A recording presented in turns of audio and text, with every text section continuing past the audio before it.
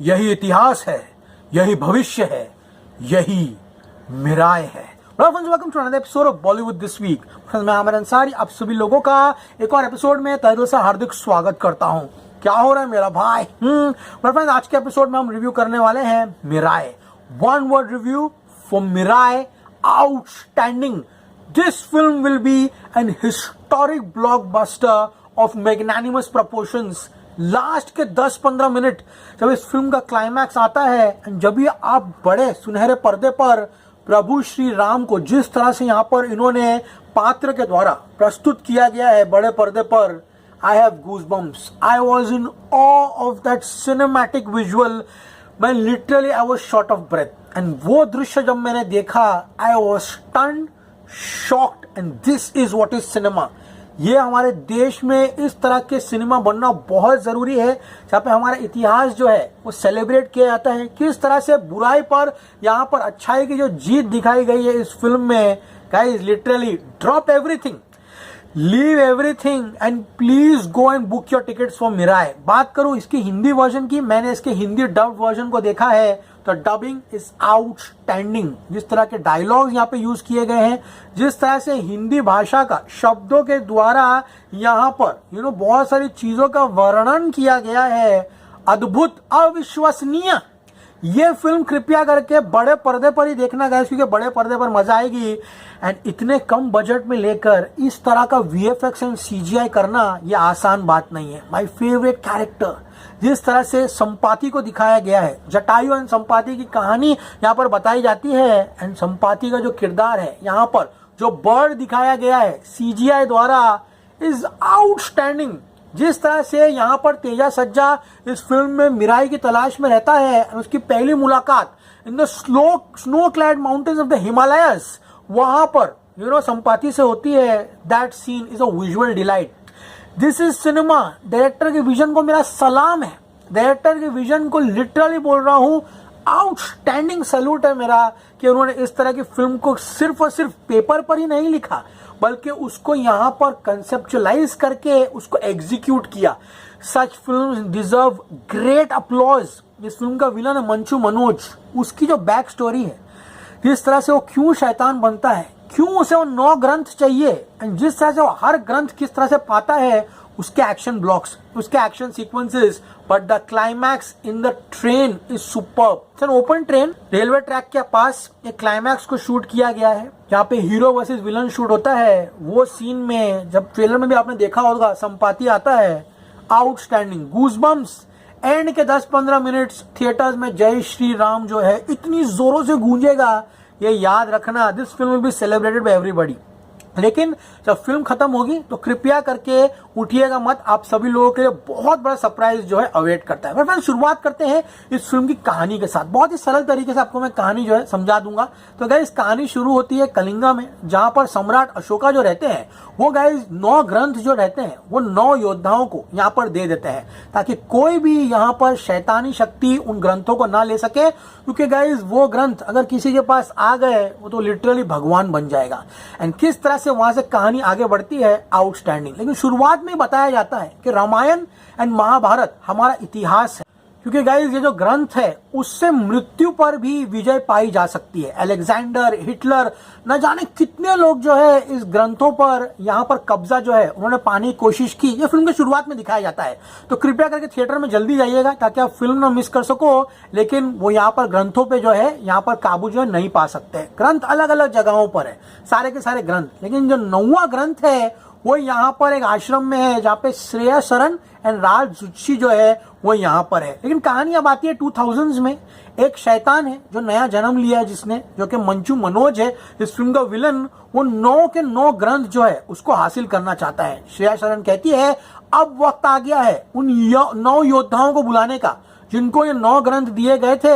And guys उनमें से एक रहते हैं जगपति बाबू। तो सब लोग आते हैं गाइज यहाँ पर, एंड उसके बाद सब लोग कहते हैं कि हमारे पास बहुत सिक्योरिटी है, हम ये जो ग्रंथ है उनको संभाल के रखेंगे, हमें कोई यहाँ पर टेंशन लेने की जरूरत नहीं है। लेकिन वक्त बीतता है, श्रेया शरण जो भविष्य देख सकती है वो यहाँ पर देख लेती है कि इन 9 ग्रंथों को यहाँ पर खतरा है। इसलिए गाइस वो यहाँ पर अगस्त्य के पास चले जाती है। अगस्त्य मुनि जो कि कैलाश पर्वत में ध्यान तपस्या कर रहे हैं, एंड वहां पर वो कहते हैं कि एक शस्त्र है जिसका नाम है मिराई, जो कि त्रेता युग में है। एंड वो यहाँ पर श्रेया सरन कहती है कि मैं उसको लेकर आऊंगी, लेकिन वो कहता है नहीं, ये जो तुम्हारा अंश है ना, जो अनबॉर्न है, वही इस प्रलय को जो है वो रोक सकता है, एंड वही जो इसके योग्य है। तो श्रेया सरन क्या तपस्या देती है, क्या परिश्रम करती है, एंड किस तरह से अपना जो नया शिष्य है यानी कि तेजा सज्जा जो कि जस्ट बॉर्न है उसको किस तरह से बलिदान देती है। एंड उसके बाद तेजा सज्जा क्या करता है इस फिल्म में, क्या वो 9 ग्रंथों को बचा सकते हैं नहीं सकते, मनोज मंचू किस तरह से 9 ग्रंथों को यहाँ पर पाने की कोशिश करता है। It's a beautiful story literally. ऐसा कंसेप्चुलाइजेशन, ऐसे प्लॉट पॉइंट, ऐसे स्टोरीज किस तरह से हमारे इतिहास को यूज करके यहाँ पर and mystery elements and magic को यूज करके डायरेक्टर ने हमारे सामने लाया है, वाकई में काबिल तारीफ है। 24 साल के बाद जिस तरह से अंबिका आश्रम दिखाया गया है, ब्रिलियंट है गाइस। यहाँ पर किस तरह से गाइस यहाँ पे 9 ग्रंथ जो है अगर मंचू मनोज को मिल गया तो गाइस वो भगवान बन जाएगा, तांत्रिक भगवान।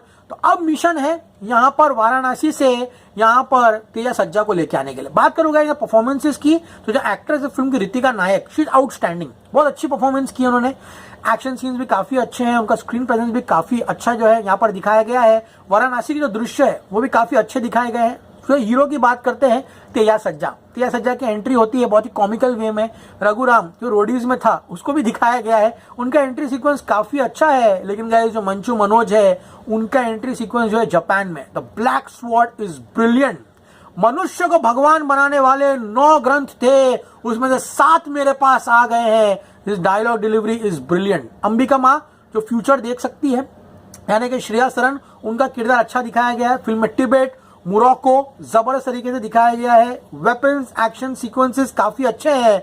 लेकिन गाइस वो सीक्वेंस जहां पर तेजा सज्जा संपाति जो है उसके फेस टू फेस आते हैं इज ब्रिलियंट। ये वंशज जो है मिराई की हमेशा रक्षा कर रहे हैं। एंड गाइस उसी सीन में संपाति एंड यहाँ पर तेजा सज्जा का जो सीक्वेंस है वो आउटस्टैंडिंग है। Under water sequence brilliant. Interval तक ये फिल्म बहुत अच्छी है, कुछ कॉमेडी पोर्शंस भी है। तेजा सज्जा के किस तरह से वो फर्स्ट कॉपी सामान बेचता है, उसके बाद किस तरह से उसकी क्या योग्यता है ये उसी को भी मालूम नहीं है। लेकिन उसके बाद व्हाट फॉलोज, जब हीरोइन उसे रियलाइज कराती है, उसे बताती है कि वो क्या है, उसका मकसद क्या है, यहाँ पर किन चीजों के लिए वो बना हुआ है। भाई और रक्त उसके यहाँ पे शरीर पर टपकता है।